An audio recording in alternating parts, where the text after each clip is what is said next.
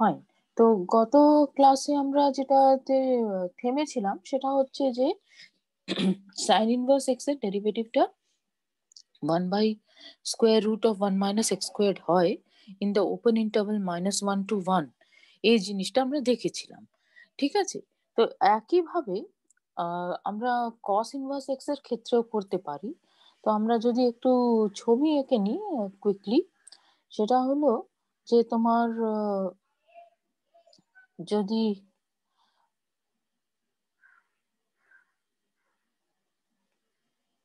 এই x Axis Y Axis দেওয়া থাকে, আমি জাস্ট কস এক্স আর সাইন এক্স এর ছবিটা আঁকতে চাইছি, ঠিক আছে? তাহলে আমি যে জায়গায় ফোকাস করতে চাইছি, দেখো স্ক্রিনে হয়তো দেখতে পাচ্ছ, সেটা হচ্ছে 0 থেকে পাই এই অংশে। সো আমি এখান থেকে শুরু করছি, 0 থেকে I am going on till pi. এটাতে আমার যেটা সুবিধে হচ্ছে যে so this is my graph of cos, alright? So এই cos যেটা, সেটা পুরো ভ্যালিউস কভার করছে ফ্রম 1 to -1 বা -1, অ্যাকচুয়ালি 1 to -1, তাই না? কারণ ডিক্রিজ করছে এখানে। তাহলে এই যে পয়েন্টটা, এটাতে আমার এই পুরো ফাংশনটা is going to take all the possible values। তাহলে আমি যদি এই ইন্টারভ্যালের উপরে রেস্ট্রিক্ট করে দিই আমার ফাংশনটাকে fy is equal to cos y, তাহলে আমি দেখতে পাচ্ছি যে ওখানে ফাংশনটা বাইজেক্টিভ হবে। হ্যাঁ, অত মনোযোগ দিয়ে বসে বসে দেখাতে হবে না, but it is almost clear from the graph. Alright, এবারে সেখানে যেহেতু এটা বোথ ইনজেক্টিভ এন্ড সাজেক্টিভ, এটা আমি পেয়ে গেছি। অ্যান্ড মোর ওভার আমি দেখতে পাচ্ছি, আমি just fy is equal to cos y এর দিকে ফোকাস করছি, ঠিক আছে?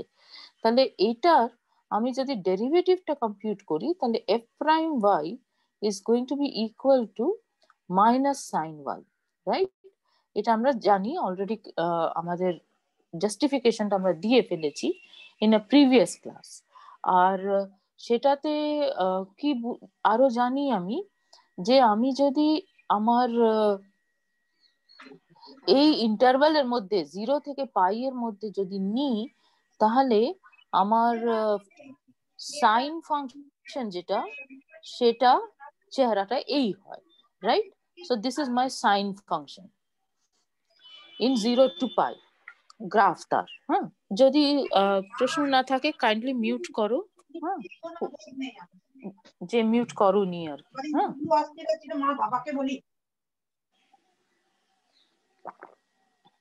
ওকে।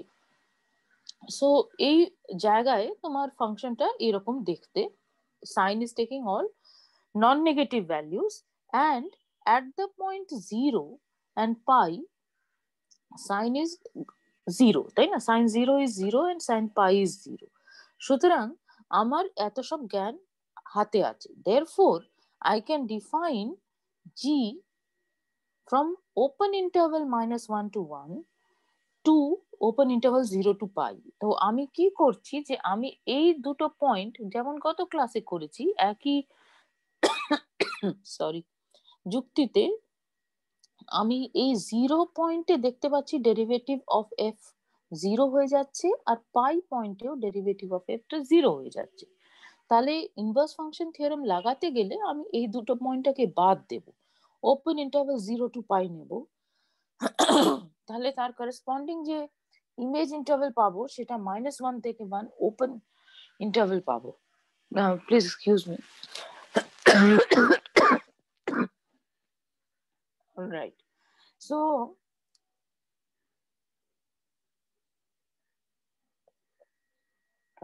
that is why we have taken this g from open interval -1 1 to open interval 0 to pi। এতটা অবধি আশা করি বুঝতে পারছো, একদম আগের অঙ্কের মতনই আমরা ট্রিট করছি জিনিসটাকে করে। এবার আমি ইনভার্স ফাংশন থিওরেম লাগিয়ে বলতে পারছি যে derivative at any point x will be equal to 1/f prime y, right? f prime y inverse, যেখানে y আর x এর মধ্যে সম্পর্কটা হচ্ছে যে cos y is equal to x, ঠিক আছে? তাহলে ওইটাকেই আবার এক্সপ্যান্ড করে লিখেছি ddx of cos inverse x। So this one is inverse function theorem, right? So ddx of cos inverse x is just f prime y inverse, যেখানে f prime fy মানে তোমার is equal to cos y is equal to x আর কি, এটা তোমার fy is equal to x এই রিলেশনটা জানা আছে। সো ইউ ডু হোয়াট, যে ওটার মানেটা লেখো, তাহলে আমি দেখেছি যে এখানে ভ্যালুটা হচ্ছে মাইনাস অফ সাইন ওয়াই, তাহলে ডেরিভেটিভটা হয়ে যাচ্ছে তোমার minus of 1/sin y first of all, and secondly আমরা যেটা যেটা লাস্ট ক্লাসে বললাম যে আমরা সাইন ওয়াই হিসেবে রেখে দেব না। So again cos y is equal to x implies sin squared y is equal to 1 minus x squared, right? So square পড়েনি, sin squared y is equal to 1 minus x squared, এটা আমার জানা আছে। তাহলে আমি sin y যদি নিই তাহলে তার দুটো ভ্যালু আসে, positive square root and minus negative square root, আর আমি দেখতে পাচ্ছি যে derivative is negative here, right? মানে এখানে আমার ভ্যালুটা ওইভাবে ভাবো, আচ্ছা ঠিক আছে, let us the way I have thought is যে আমি জাস্ট -1টাকে সেপারেট আউটই করে নিয়েছি, ঠিক আছে? তো -1 ডিভাইডেড বাই সাইন ওয়াই লিখেছি, করে সাইন এর ফাংশনটার ইয়ে কি হচ্ছে, সাইন কি হচ্ছে SIGN সাইন, হ্যাঁ, মানে পজিটিভ না নেগেটিভ এটা আমি দেখছি। তাহলে আমি দেখতে পাচ্ছি যে ওপেন ইন্টারভ্যাল 0 to π এর মধ্যে সাইন ফাংশনটা কিন্তু পজিটিভ ভ্যালুজ নিচ্ছে। তাহলে আমি সাইন, এখানে যখন আমি সাইন ওয়াই লিখতে যাচ্ছি আমাকে positive square root of 1 minus x square নিতে হবে। তাহলে আমার জি প্রাইম এক্সটা কত আসছে, এই মাইনাসটাকে আমি সেপারেট আউট করে নিয়েছি, এই যে মাইনাসটা এখানে ছিল। So this has become -1 divided by square root of 1 minus x squared. So this is your formula, and this formula is true for all x belonging to open interval -1 to 1. -1 আর 1 এর এই ডেরিভেটিভটা compute করা যাবে না, এটা হচ্ছে issue, ঠিক আছে? So that is our next example. তো আশা করি আমি বোঝাতে পেরেছি, কারোর কোনো ডাউট থাকলে কাইন্ডলি বলো আর কি।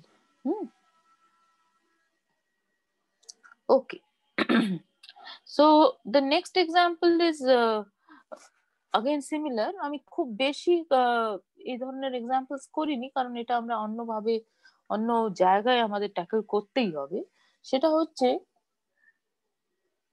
যে তুমি tan ইনভার্স x ফাংশনের ডেরিভেটিভ লিখতে চাইছো, হ্যাঁ, এই ফর্মুলা গুলো তোমার জানা আছে। tan ইনভার্স x এর ডেরিভেটিভ কত, 1/1 প্লাস এক্স স্কোয়ার। তো ওটাতে আমি রিচ করতে চাইলে আমি কি করব, this is actually easier than sine and cos, right? In the sense যে আমার এখানে ইন্টারভাল চুজ করতে অত ভাবতে হচ্ছে না। আমি একটা জায়গা জানি যেখানে যে ফাংশনটা সেটা খুব ডিসেন্টলি বিহেভ করছে। সেটা হচ্ছে যে আমি যদি tan x এর গ্রাফ আঁকি, tan x এর গ্রাফ আঁকছি কিন্তু, হ্যাঁ। So if you look at the point -π/2 here and π/2 here, then your graph is going to look like it is going to keep on decreasing to -infinity, and then it will keep on increasing to infinity as you approach π/2. So this is the graph of tan x in this interval. আর যারা previous lecture attend করেছিল সেটা খেয়াল করতে পারবে নিশ্চয়ই, যে প্রত্যেকটাই -π/2 π/2 তে ব্রেকডাউন হয়ে যাবে, তারপরে আবার ওই পাই সেগমেন্টের মধ্যে আবার একই রেপিটিশন অফ গ্রাফ এরকম করে হবে আর কি।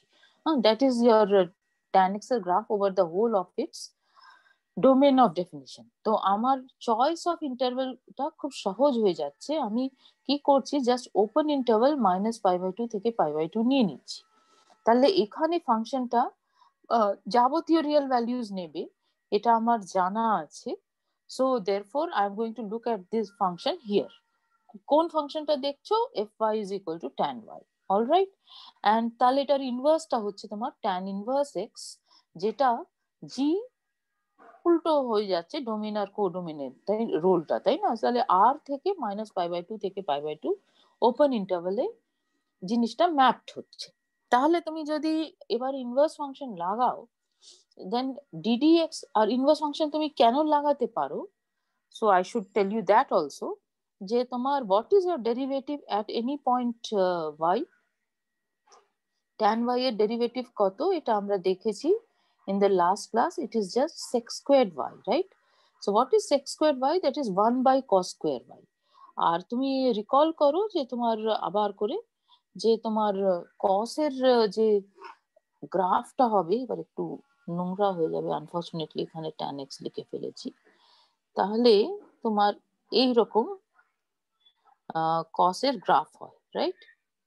সো তুমি যদি ওপেন ইন্টারভাল -π/2 থেকে π/2 নাও, তাহলে সেখানে কসটা এরকম নন জিরো ভ্যালিউজ নেবে, -π/2 তে জিরো হবে, π/2 তেও জিরো হবে, তো সেখানে তো সেক্স তো ডিফাইন্ডই না, তাহলে সেক্স স্কোয়ার বাই আসছে, এটা অলওয়েজ পজিটিভ, রাইট? এই জিনিসটা তুমি পাচ্ছ for any point y between -π/2 to π/2 open interval. সুতরাং এবার যেটা বলতে যাচ্ছিলাম যে আমি ইনভার্স ফাংশন থিওরেমটা কুললি লাগিয়ে দিতে পারি। আমার ফর্মুলাটা বলছে যে g prime x is equal two f prime y inverse, right? যেখানে x আর y এর মধ্যে সম্পর্ক ওই যে tan y is equal two x, right? তাহলে ওটাকে আমি নিটলি যদি লিখতে যাই তাহলে হয়ে যাচ্ছে sec স্কোয়ার y ইনভার্স, প্রথমত ওটা লিখলে করে sec স্কোয়ার y এর জায়গায় তুমি 1 প্লাস tan স্কোয়ার y লিখে দাও, তাহলে এটা কত হয়ে যাবে 1 প্লাস x স্কোয়ার তার inverse, so therefore it is 1 by 1 plus x squared. So it is the calculations of these formulas are not difficult. আর আমি আশা করি যে আমি এখান থেকে অন্তত এটা পয়েন্ট আউট করতে পেরেছি যে কোন জায়গায় আমরা tan inverse x, sin inverse x, cos inverse x করতে পারবো, সেটা কিন্তু প্রায় ডিটারমিন্ড, প্রায় কেন পুরোপুরি determined by the behaviour of the function sin, cos and tan. সুতরাং মানে এটার মধ্যে কোনো অ্যাম্বিগুইটি নেই, হ্যাঁ, যে এটা করা যাবে ফর অল আর tan ইনভার্স x আর sin ইনভার্স x আর cos ইনভার্স x করা যাবে on the open interval -1 to 1, তার বাইরে আমরা করতে পারবো না। এটা আমরা বুঝলাম আর কি, আর আশা করি মনে রাখবো। ওকে, so I have done one more example. This is a very very crucial thing, হ্যাঁ, সেই জন্য আমি বারে বারে এটা করে যাচ্ছি।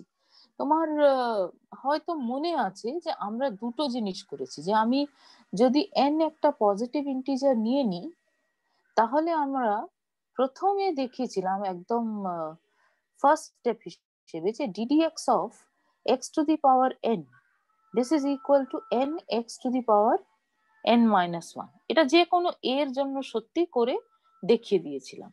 তারপরে লাস্ট ক্লাসে কি করলাম যে আমি ddx অফ, তাহলে দিস ইজ ট্রু ফর, এটা বলা উচিত for all x belonging to R, ঠিক আছে? এই জিনিসটা আমরা করে দেখিয়েছি।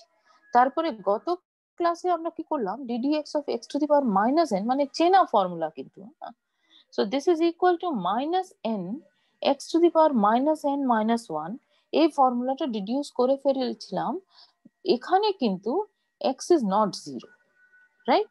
এটার জন্য তো আজকে আমরা যেটা করতে চাই, তাহলে কি হচ্ছে যে x এর পাওয়ার যদি একটা পজিটিভ ইন্টিজার হয়, অ্যাকচুয়ালি যদি জিরো হয় তাহলেও হবে, আর যদি একটা নেগেটিভ ইন্টিজার হয়, তাহলে সেই দুটোর ক্ষেত্রে তুমি এই ফর্মুলাটা অ্যাকচুয়ালি বসে খেটে দেখে নিয়েছি।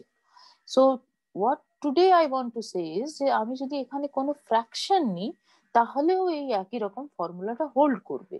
তো তার স্টেপ হিসেবে আমি যেটা করতে চাইছি, আমি gx is equal two x to the power 1/n, এটার ডেরিভেটিভটা ক্যালকুলেট করতে চাইছি। কিন্তু এটাতে আমার সমস্যাটা যেটা হয়ে যাচ্ছে, যে একটা থিওরেম আছে, ঠিক আছে? থিওরেমটা বলছে, এটা আমরা অবভিয়াসলি আলোচনা করিনি, আমরা প্রুভও করতে পারবো না, সেটা হচ্ছে যে for all x positive there exists a unique y positive such that y to the power n is equal to x. এটা খুব সোজা নয় প্রুভ করা, আমি মনে পড়ছে না যে আমি তোমাদের বলেছিলাম কিনা, কিন্তু এটা একটু সোজা নয়, মানে একটু সময় সাপেক্ষ, মানে একটু স্টেপ বাই স্টেপ অনেক আলোচনা করতে হয়, আর একটু জ্ঞান সুপ্রিমমের ইনফিমমের হতে হয়, যেটা আনফরচুনেটলি আমাদের এই কোর্সে আমরা দিতে পারছি না। তো সেই জন্যই এই থিওরামটাকে অ্যাজ ইট ইজ যদি মেনে নাও, সেটাকেই আমরা লিখি, we write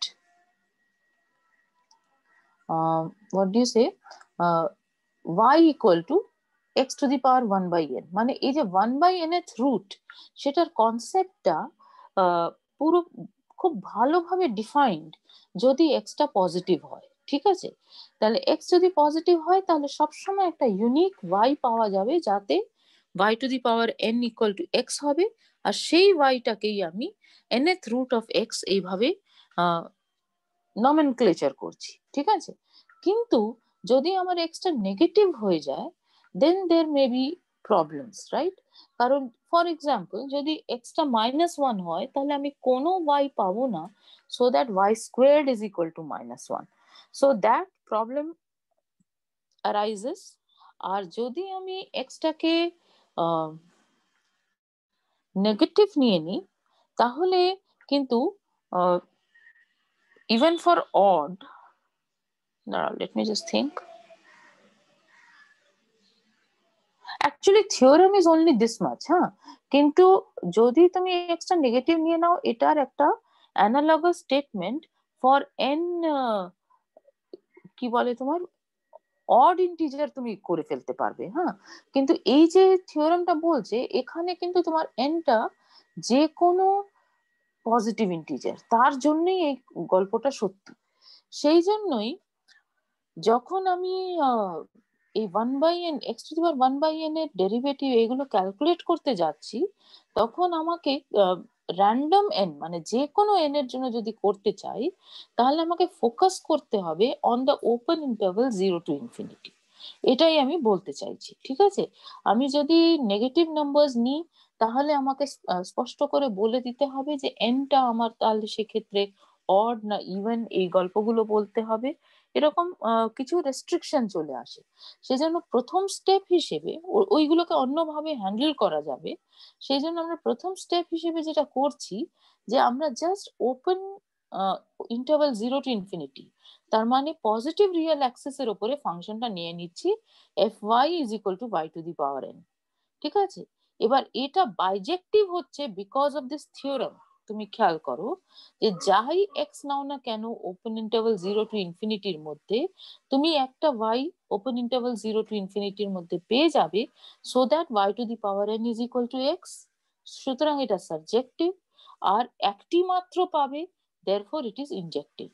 So this mapping is without any trouble.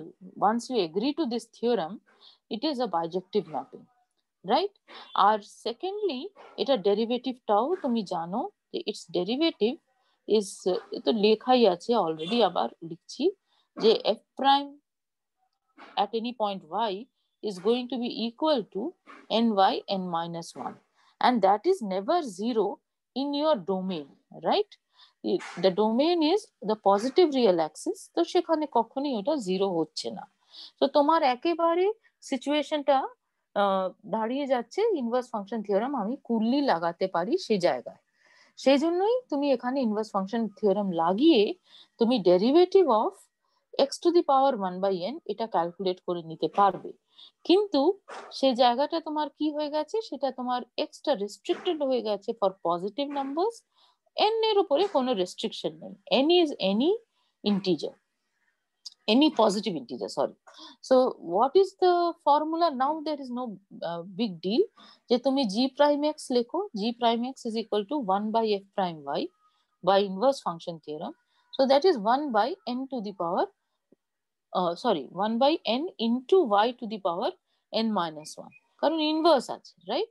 তাহলে আমি ওটাকে একটু গুছিয়ে ক্যালকুলেট করে লেখার চেষ্টা করেছি। I think it is easy for you to also see. আমি এই 1 বাই এন যেমন থাকার লিখে দিয়েছি, আর ওয়াইটাকে আমি y to the power 1 minus N লিখেছি, মানে মাথাতেই রেখে দিয়েছি। y to the power n minus 1 inverse ছিল, so that becomes y to the power 1 minus n. And what was y? y was equal to x to the power 1 by n, right? এটাই আমার এই theorem, যেটা প্রচন্ড important theorem, সেটা আমি জানিয়ে দিচ্ছি।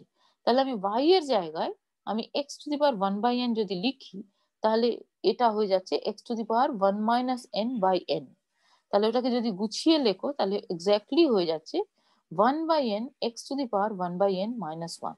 তাহলে দেখো এই ধরনেরই ফর্মুলা তুমি পেয়ে যাচ্ছ যে ddx of x to the power 1 by n is also equal to 1 by n x 1 by n minus 1, right? So এই ফর্মুলাটা পেয়ে যাচ্ছ, কিন্তু যেটা ঘটনাটা ঘটেছে যে তুমি প্রথম স্টেপ যখন করেছিলে তুমি যে কোনো রিয়েল নাম্বারের জন্য করতে পেরেছিলে, সেকেন্ড স্টেপ যখন করলে তখন 0 পয়েন্টটাকে বাদ দিতে হলো, এখানে যখন পৌঁছালে তখন তোমার কিন্তু পজিটিভ রিয়েল নাম্বার নিয়ে সেখানেই তুমি শুধু ইন জেনারেল বলতে পারবে, ইন জেনারেল তুমি সব জায়গায় বলতে পারবে না। আমি কি এতটা বোঝাতে পেরেছি?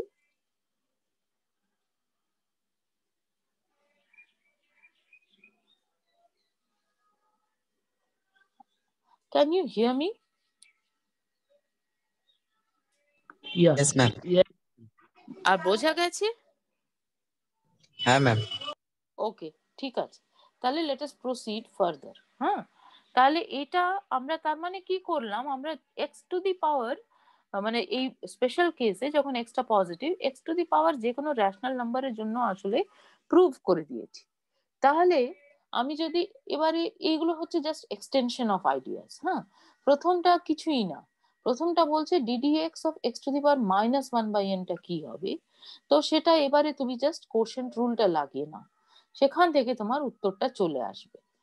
আবার কিন্তু একটা জিনিস খেয়াল রাখো, কিন্তু আমি এক্সটা পজিটিভই নিচ্ছি। হ্যাঁ, তাহলে এটা কত হবে, তুমি যদি জাস্ট কোশেন্ট রুলটা লাগাও তাহলে ভেরি কুইকলি তুমি যদি ক্যালকুলেট করো তাহলে হয়ে যাচ্ছে x by 1 into 0 minus 1 into 1 by n x to the power 1 by n minus 1 divided by x to the power 2 by n। এটা হচ্ছে কোশেন্ট রুল লাগিয়ে ddx টা বেরোবে।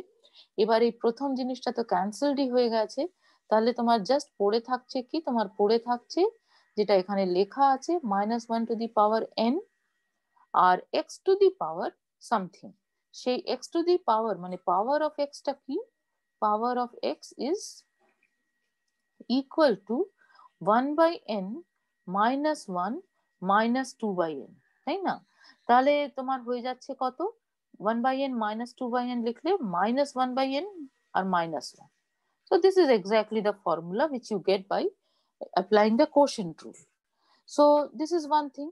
আর বাকি দুটো মানে এই টু দি পাওয়ার বলে দুটো ফাংশন আরো আমরা ডিফাইন করেছিলাম, তাহলে সেই দুটোকে যদি আমি যখন দেখতে যাব তখন কিন্তু আমি এইরকম স্ট্রেট ফরওয়ার্ড ওয়েতে লাগাতে পারবো না, আমাকে একটু চেইন রুলটা ব্যবহার করতে হবে।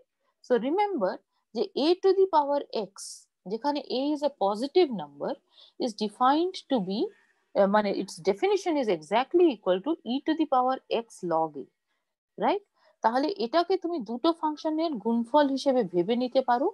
একটা ভাবতে পারো যে তোমার fx কি করছে, fx ইজ ইকুয়াল টু তোমার x কে নিয়ে যাচ্ছে x টাইমস log a, কোথা থেকে কোথায় নিয়ে যাচ্ছে সেটা লিখছি না এই মুহূর্তে। আর অন্যটা হচ্ছে gx করছে কি, ওটা x কে নিয়ে যাচ্ছে e to the power x, right?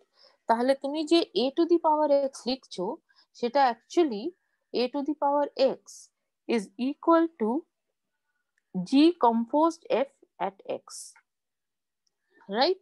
তাহলে প্রথম ফাংশনটা আসলে সবকটা রিয়েল নাম্বারের ডিফাইন, দ্বিতীয়টাও সবকটা রিয়েল নাম্বারের ডিফাইন।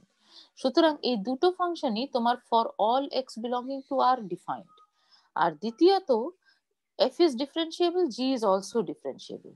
তাহলে তুমি যদি ddx of e to the power x log a করতে যাও তাহলে সেটা কত হবে, তাহলে আমি যদি এটাকে এখানে করি তাহলে this is going to be equal to, if you remember, ddx of g composed f at the point x, right? এটাকে আমরা শর্টে g composed f prime x লিখেছিলাম। তাহলে সেটা ভ্যালু কত হয়, সেটার ভ্যালু হচ্ছে g prime at fx Times f prime x। এটা ছিল আমার ফর্মুলা, চেইন রুল। তাহলে f প্রাইম x এখানে কত হবে, fx যেহেতু x log a সেজন্য f প্রাইম x টা হচ্ছে জাস্ট log a, তো সেটা লিখেছো, রাইট? আর g প্রাইম at fx করতে হবে, g প্রাইম x কত, e to the power x, আর fx কত, fx টা হচ্ছে x log a, তাহলে g প্রাইম x টা at the point x log a কত হবে, e to the power x log a। সেই জন্যই তোমার চেইন রুল লাগিয়ে, মানে আমি জাস্ট উল্টো লিখেছি, f প্রাইম x আগে লিখে g প্রাইম fx টা পরে লিখেছি, তাহলে লাগিয়ে তুমি পাচ্ছ যে your answer is log a into e to the power x log a, so that is equal to log a into a to the power x, so that is your formula, right? So let us, এটা কি বুঝতে পেরেছো?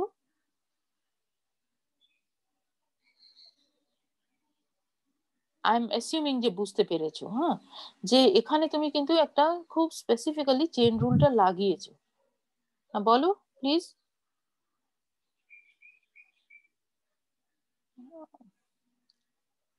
Okay, so I'm assuming that you have understood, all right? তাহলে can somebody explain যে এইটা last যেটা লিখেছি সেটার যৌক্তিকতাটা কি? কারা আছো এখানে দেখি। Dipayan, can you explain it to me? যে এই যে লাস্ট যেটাতে টিক মারলাম সেটা কেন হবে? ওকে ম্যাম, করছি। হ্যাঁ বলো, হ্যাঁ বলো।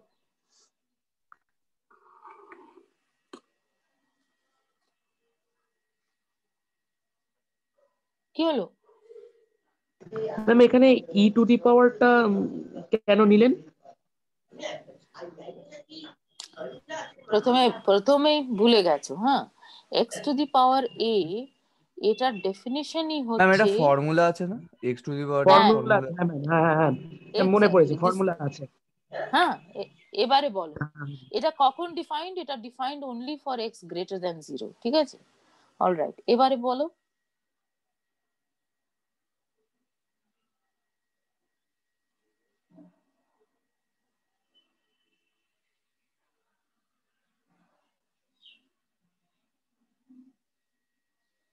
সমস্যাটা কি হচ্ছে?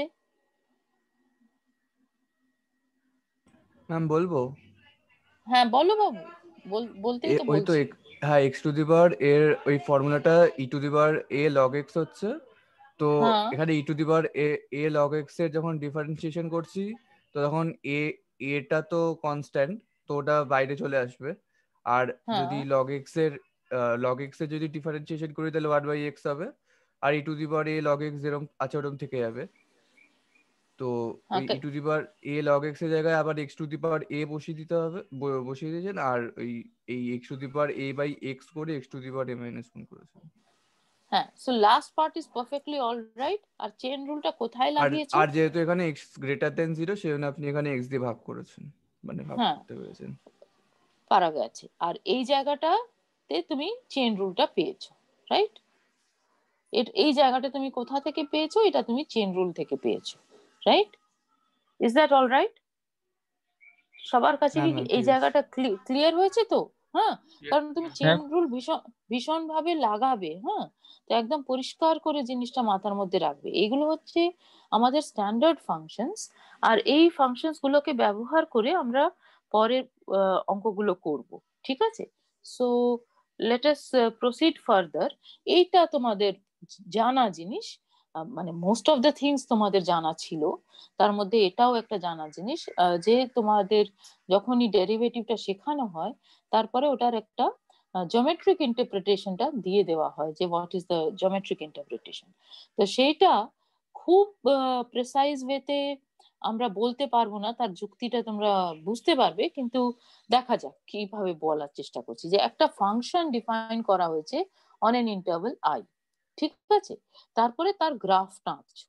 তো গ্রাফটা আঁকা মানে কি, ওটাকে আমি একটা নোটেশন দিয়েছি, this is a very standard notation, capital gamma আর কি। হ্যাঁ, এই গামা যেটা লিখেছি, this is written like this, and this is a capital gamma, it is a Greek capital alphabet আর কি। আর এটা খুবই স্ট্যান্ডার্ড নোটেশন গ্রাফটাকে রিপ্রেজেন্ট করার জন্য। গামা তলায় একটা এফ রয়েছে, ঠিক আছে? তাহলে এইটা হচ্ছে এই সেটটা, অলরাইট, এটা আমরা লিখলাম। ওকে, এবার আমরা কি করছি, যে ওই গ্রাফের উপরে দুটো পয়েন্ট পি আর কিউ নিচ্ছি। পি পয়েন্টটা হচ্ছে এক্স এফ এক্স, লিখেই রেখেছি, গ্রাফটাকে আর নোংরা করছি না। আর কিউটাকে x plus h f x plus h নিয়েছো, করে কিছু তুমি জিওমেট্রিক কনস্ট্রাকশন করছো। কি করছো?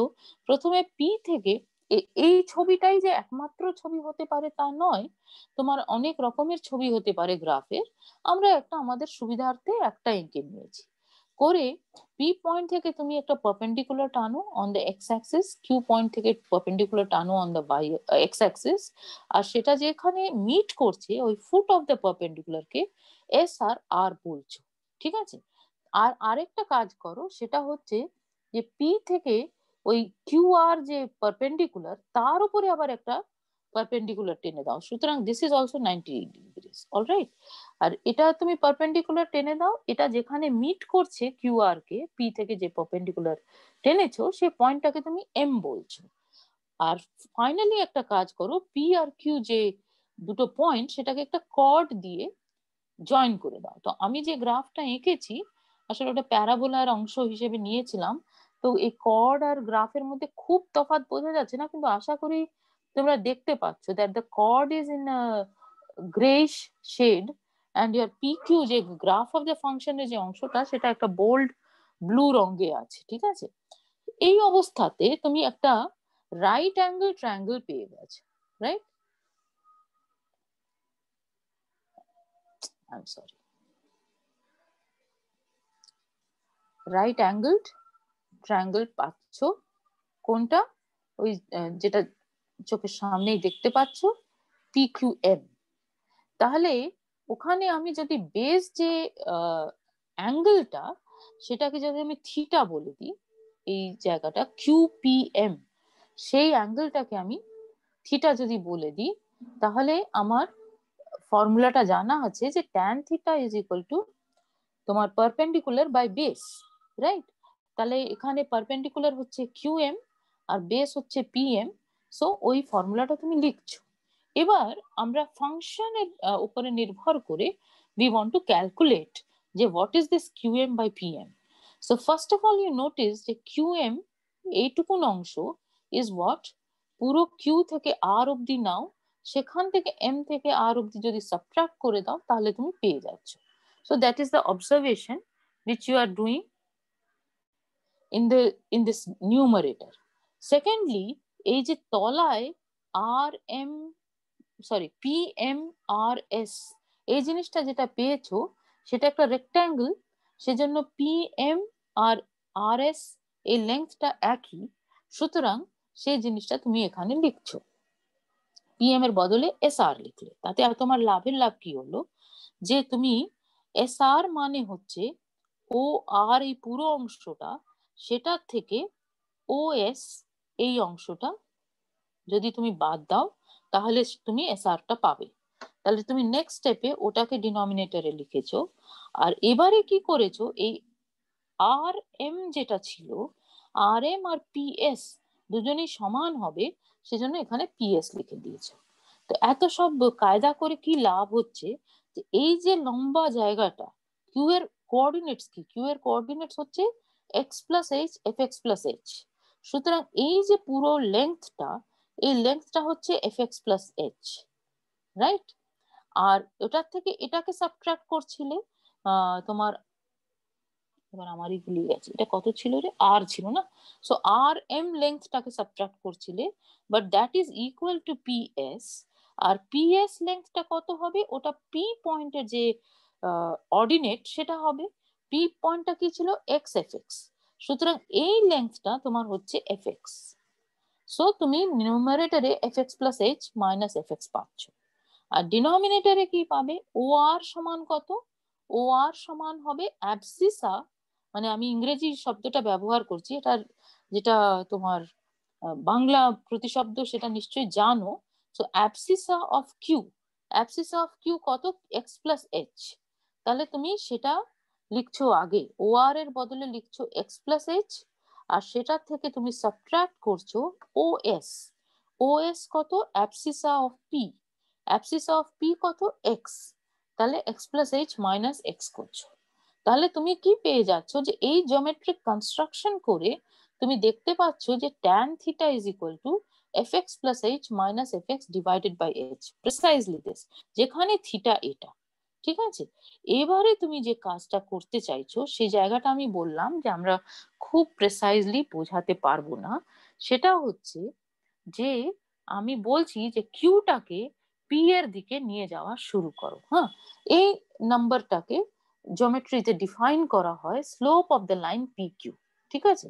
তাহলে ওই যে কর্ড পি কিউ ছিল তার স্লোপটাই হচ্ছে ট্যান থিটা, ঠিক আছে? That is the definition of this number tan theta. Okay, এবারে আমি বলছি যে এইচ কে ফিক্স রাখো, সরি, এইচটাকে মুভ করো, টেন্ড এইচ টুয়ার্ডস 0, তাতে আমার পি যে পয়েন্টটা সেটা ফিক্স থাকছে আর কিউটা পি এর দিকে যাচ্ছে। এবার দিস জায়গা ইজ নট অ্যাবসলিউটলি ক্লিয়ার। হ্যাঁ, এটা আমাদের যে আন্ডারস্ট্যান্ডিং যে আমি কিউটাকে স্লাইড করাবো, মানে আমার যেভাবে ছবিটা আঁকা আছে তাতে স্লাইড ডাউন করছে, তাহলে কিউটাকে স্লাইড করাচ্ছি টুয়ার্ডস পি, বলছি যে কিউ কে পি এর দিকে নিয়ে যাও, কিন্তু কিউ কে পি এর দিকে র্যান্ডমলি তুমি নিয়ে যেতে পারবে না, তুমি আছো প্লেনে, তো প্লেনে তোমার নড়ার অনেক অসংখ্য জায়গা আছে, তো আমি তো চাইলেই আমি কিউ কে এরকম এরকম এরকম করে পি এর দিকে নিয়ে যেতে পারতাম, রাইট? তো এই বস্তুটি ইজ নট এলাউড, এটা আমি করতে চাইছি না। আমি করতে চাইছি কি, যে আমি কিউ কে পি এর দিকে নিয়ে যাব along the curve, মানে এই পয়েন্টটা পি এর দিকে এগোচ্ছে as q is sliding along the curve towards p, এরকম বাইরে বেরিয়ে যাচ্ছে না। এই যে মুভমেন্টটা হচ্ছে, তাহলে ধরো কিউটা এখানে নড়ে এখানে কোথাও একটা কিউ প্রাইমে এসছে, তাহলে ওই যে পি কিউ কর্ডটা ছিল, ওই পি কিউ কর্ডটা চেঞ্জ হয়ে গিয়ে পি কিউ প্রাইম হয়ে যাবে। পুরো কনস্ট্রাকশনটা তুমি কিউ প্রাইমের জন্য করতে পারো, তার জন্য আর একটা নতুন থিটা পাবে, আবার সেটাকে আরো একটু নড়াও, তাহলে আবার একটা নতুন থিটা পাবে। So as you are making h tending to 0, তো what I am trying to say is যে আমরা along the curve মুভ করছি, তাতে আমার ট্যান থিটাটাও মুভ করছে, কারণ পুরো রাইট অ্যাঙ্গেল ট্রায়াঙ্গেলটাই তো মুভ করে যাচ্ছে যখন কিউটা পি এর দিকে এগোচ্ছে। তাহলে কিন্তু ওইটাতে ওই this is extremely important, along the curve, right? তাহলে এই যে মুভমেন্টটা হচ্ছে তাতে limit h tending to 0 tan থিটাটা কি, আদৌ এই ট্যান থিটাটা কোনো স্টেবল ভ্যালু নেবে কি as h tends to 0, কোনো লিমিটিং ভ্যালু নেবে, এটা হচ্ছে প্রশ্ন। তাহলে তোমার ফাংশনটা যদি এমন হয় যে পি পয়েন্টে তার ডেরিভেটিভ এক্সিস্ট করে, তাহলে নেবে, কারণ তুমি দেখিয়ে দিয়েছো যে tan theta is equal to fx plus h minus fx divided by h। তাহলে as h tends to 0, you just have to know whether this limit exists or not। তাহলে যদি তোমার ফাংশনটা এমন হয় যে ওটা ওই পি পয়েন্টে ডিফারেন্সিয়েবল, তাহলে এটার একটা স্পেসিফিক ভ্যালু পেয়ে যাচ্ছ অ্যাজ এ রিয়েল নাম্বার। সেই জন্যই এটা করা হয় যে এফ প্রাইম এক্স কে